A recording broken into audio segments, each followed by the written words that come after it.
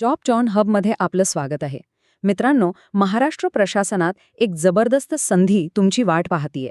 MPSCने 2026 साठी चक्क 271 गट अ पदांची घोषणा केली आहे. हो, तुम्ही बरोबर ऐकलंय. तर ही संधी नेमकी काय आहे, कोण पात्र आहे आणि अर्ज कसा करायचा? चला या सगळ्याची माहिती घेऊया.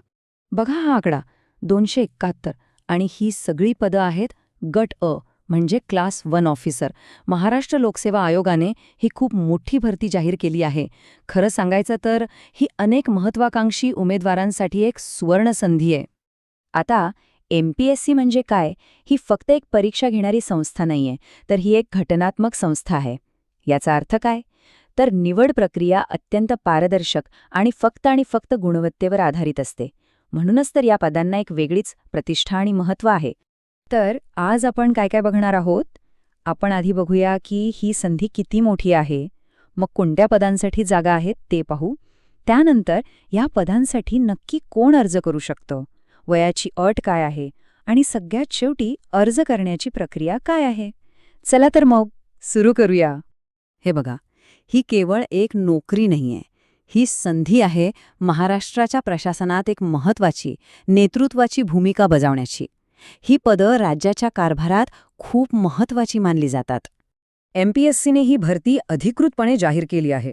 ज्यांना अधिक खोलात जाऊन माहिती हवी असेल त्यांच्यासाठी हे जाहिरात क्रमांक महत्त्वाचे आहेत.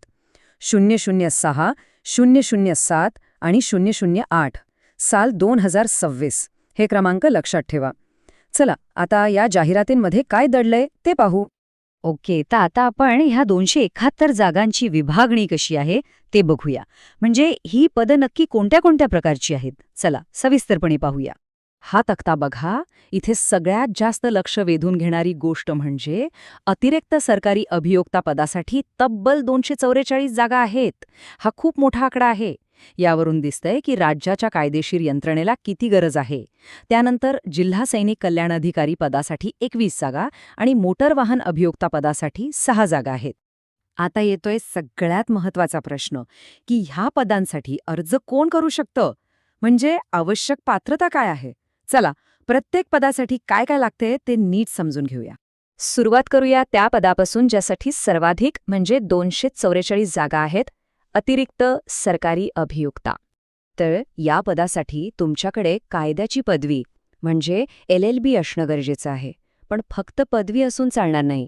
त्यासोबतच उच्च न्यायालय किंवा कनिष्ठ न्यायालयात वकील म्हणून कमीत कमी 8 वर्षांचा अनुभव सुद्धा आवश्यक आहे. यावरूनच या पदाची जबाबदारी किती मोठी आहे हे लक्षात येतं. आता वळूया दुसऱ्या पदाकडे. हे पद आहे मोटर वाहन अभियोक्ता. यासाठी पात्रता थोडी वेगळी आहे, त्यामुळे नीट लक्ष द्या. इथेही कायद्याची पदवी तर हवीच, पण अनुभवाची अट जरा वेगळी आहे. सर्टिफिकेट ऑफ प्रॅक्टिस मिळाल्यानंतर कमीत कमी 7 वर्षांचा वकिलीचा प्रत्यक्ष अनुभव असणं गरजेचं आहे. हा एक महत्त्वाचा मुद्दा आहे जो अर्ज करताना लक्षात ठेवायला हवा. आणि आता तिसरं पद. हे पद खूप खास आहे कारण हे विशेषतः माजी लष्करी अधिकाऱ्यांसाठी आहे. पदाचं नाव आहे जिल्हा सैनिक कल्याण अधिकारी. या पदासाठी काही खास अटी आहेत.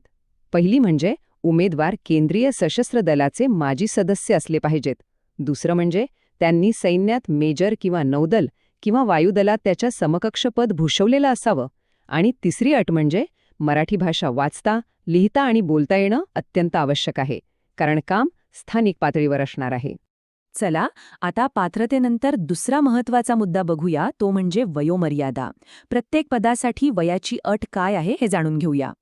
इथे एक मोठा आणि महत्त्वाचा फरक आहे.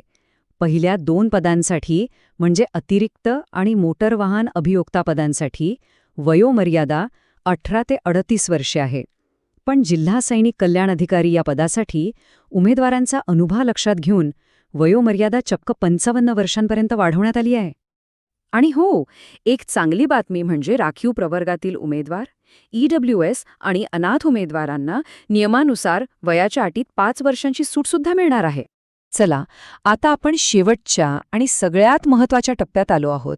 अर्ज कसा करायचा, त्यासाठी शुल्क किती आहे आणि शेवटची तारीख काय आहे ते पाहूया. अर्ज शुल्काची रचना अगदी सोपी आणि स्पष्ट आहे. खुल्या प्रवर्गासाठी अर्ज शुल्क आहे 719 रुपये आणि राखीव प्रवर्गांसाठी ते आहे 449 रुपये. 2 गोष्टी लक्षात ठेवा. अर्ज फक्त आणि फक्त ऑनलाईन पद्धतीनेच करायचा आहे. आणि एकदा निवड झाली की तुमची पोस्टिंग महाराष्ट्रात कुठेही होऊ शकते. आणि ही आहे सगळ्यात महत्त्वाची तारीख. अर्ज करण्याची शेवटची तारीख आहे 9 एप्रिल 2026. त्यामुळे ज्यांना अर्ज करायचा आहे त्यांनी अजिबात उशीर करू नका. वेळेत प्रक्रिया पूर्ण करा. तर ही होती MPSCच्या या मोठ्या भरती मोहिमेची सविस्तर माहिती. आता विचार करा, महाराष्ट्राच्या सार्वजनिक सेवेत एक महत्त्वाची भूमिका बजावणं हा आपल्या करिअरचा पुढचा टप्पा ठरू शकतो का? जॉब सजन हब पाहिल्याबद्दल धन्यवाद. जॉब सजन हबला सबस्क्राईब करायला विसरू नका. भेटूया पुढच्या वेळी.